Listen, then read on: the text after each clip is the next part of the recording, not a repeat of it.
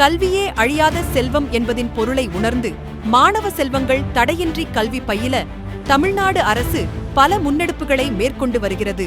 இதன் தொடர்ச்சியாக மாண்புமிகு தமிழ்நாடு முதலமைச்சர் அவர்களால் இன்று பள்ளிக்கல்வித்துறை சார்பில் 27 மாவட்டங்களில் 132 அரசு பள்ளிகளில் 177 கோடியே 38 லட்சம் ரூபாய் திட்ட மதிப்பீட்டில் கட்டப்பட்டுள்ள 714 புதிய வகுப்பறை கட்டடங்கள், 22 ஆய்வக கட்டடங்கள் மற்றும் ஒருங்கிணைந்த பள்ளிக்கல்வியின் கீழ் தருமபுரி, கிருஷ்ணகிரி மற்றும் விழுப்புரம் மாவட்டங்களில் கட்டப்பட்டுள்ள 4 கஸ்தூர்பா காந்தி பாலிகா வித்யாலயா உண்டு உறைவிடப்பள்ளி கட்டடங்கள் ஆகிய பல்வேறு கட்டடங்கள் திறந்து வைக்கப்படுகிறது.